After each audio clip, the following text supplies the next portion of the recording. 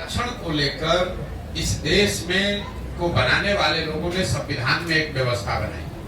उन्होंने ये अध्ययन करके अपनी सामाजिक राजनीतिक समझ के आधार पर ये तय किया कि समाज के वो वर्ग जो सदियों से शिक्षा या सामाजिक कारणों से पीछे रह गए, उनको प्रोएक्टिवली मदद करके आगे बढ़ाया जाए।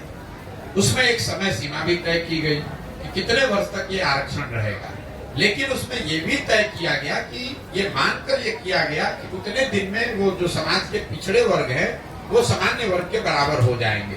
तो आरक्षण बना रहना चाहिए, बिल्कुल इसके पक्ष में है।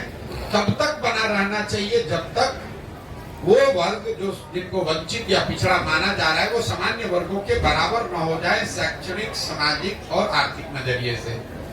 तीसरा, आपने कहा कि जो आरक्षण बढ़ाया घटाया, ये तो लालू, नीतीश जैसे जो नेता हैं आरक्षण का विशुद्ध प्रयोग अपने राजनीतिक हित के लिए करते हैं। मैं आपको एक आंकड़ा दे देता हूं।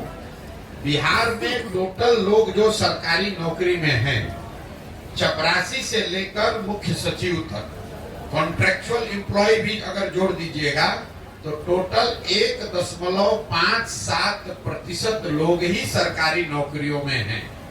इसको याद रखिए, 1.5% लोग सरकारी नौकरी में हैं।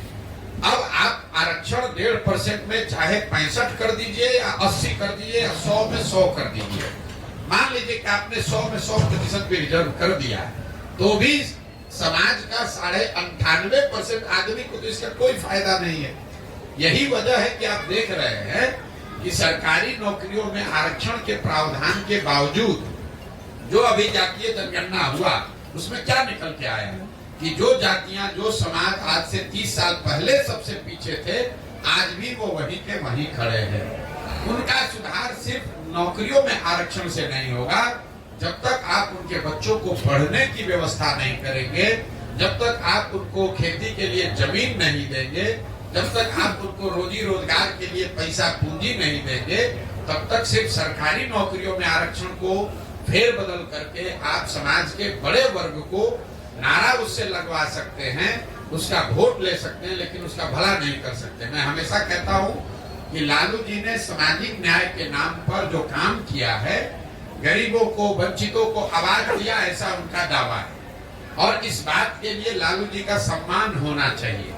मैं रोज मन से कहता हूं कि लालू जी का इस बात के लिए सम्मान होना चाहिए कि लालू जी के प्रयास से समाज के कई समाज वर्गों को आवाज मिली, सम्मान मिला, हिम्मत मिला, बल मिला।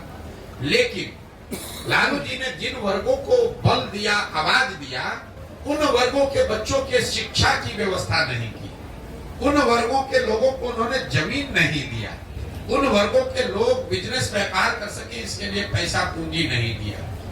ये क्यों नहीं किया? इसलिए कि इन समाज के लोग आवाज पाकर उनके पक्ष में आवाज लगाएं, डंडा लेकर खड़ा हो, उनका झंडा लेकर घूमे, लेकिन अपने बच्चों के लिए कभी कुछ न पा पाए। जीवन भर लालू जी और उनके बच्चों के लिए आवाज लगाते रहे, उनके लिए नारा लगाते रहे। तो ये सामाजिक न्याय का एक पहलू है जिसको आपको हमको समझना है। जहां सामाजिक न्याय में सामाजिक स्वतंत्रता और जो बोल बताते हैं कि हमने आपको आवाज दे दिया, उस बात को काटने की जरूरत नहीं है। लेकिन लालू जी ने किसी वंचित समाज के गांव में, किसी महादलित परिवार के गांव में, पंचायत में स्कूल की व्यवस्था नहीं की। इस पूरे राज्य में लालू जी ने कभी भूमि सुधार की चर्चा नहीं की। इस पूरे राज्य में लालू जी ने कभी कोई ऐसी व्यवस्था नहीं की कि बैंकों से इन गरीब वंचित समाज के लोगों को सस्ते दर पर ऋण मिले ताकि वो रोजी रोजगार कर सके। इसके दो ही वजह हो सकते हैं, या तो लालू जी की इसकी समझ नहीं थी, या फिर लालू जी की राजनीतिक चातुर्यता इतनी है कि इन समाज को आवाज तो दो, लेकिन इनको पढ़ाई मत दो, इनको शिक्षा मत, इनको जमीन मत दो, इनको रोजगार मत दो, ताकि ये जीवन भर भीड़ बनकर मेरा और मेरे बच्चों का झंडा लेकर घूमते रहे, हम राजा बने रहे और ये सब हमारा जय जयकार करने वाली जनता बनी रहे।